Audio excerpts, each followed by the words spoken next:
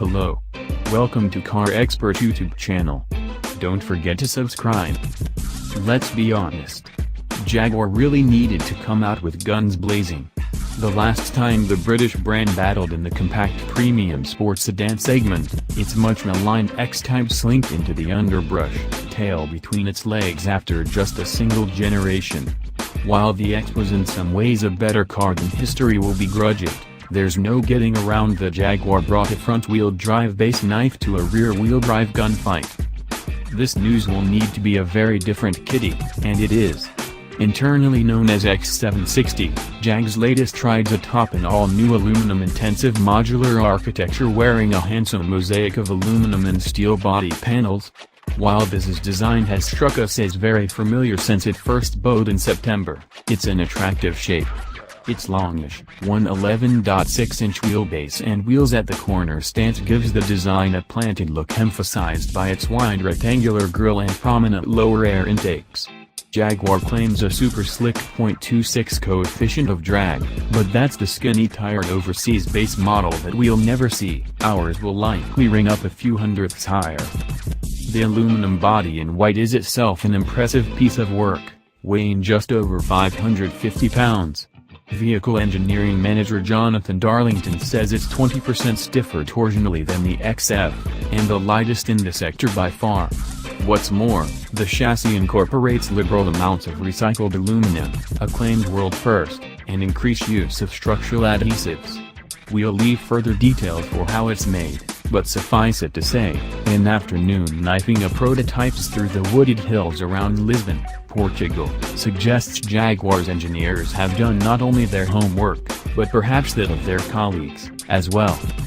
At this point, we'd normally move on to discuss this engine lineup, or its interior, but we're going to grab the wheel and talk about the steering, because it's one of this sedan's most impressive accomplishments.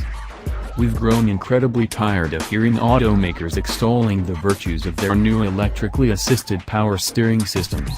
We know they save fuel and they allow for more adjustability through ones and zeros, but in anything with any sporting pretenses, the vast majority of the time, we just prefer a decent hydraulic setup and bin the few percentage points of fuel savings in favor of actual road feel and progressive assistance.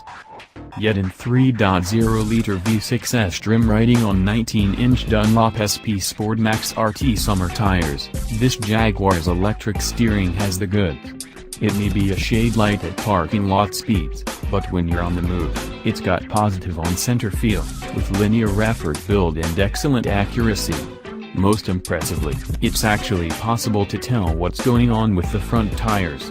The system even accounts for ambient temperatures, which can have an effect on tire pliancy and pressure, not to mention the damper's kinematic properties.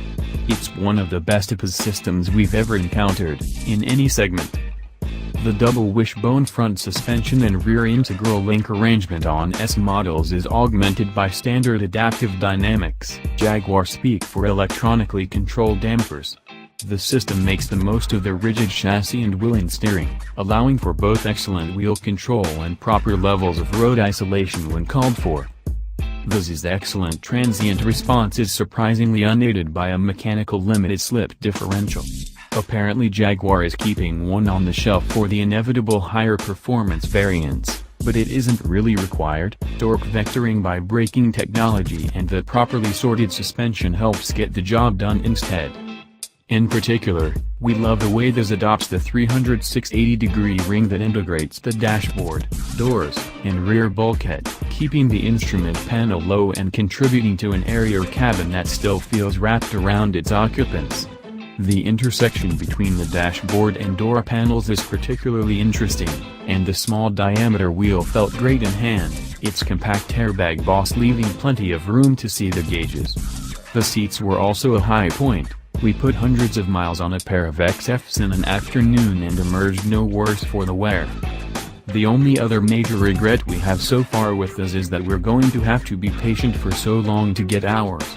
While Europe and the rest of the world will start seeing the sedan on its streets soon, North American enthusiasts will have to sit on their hands.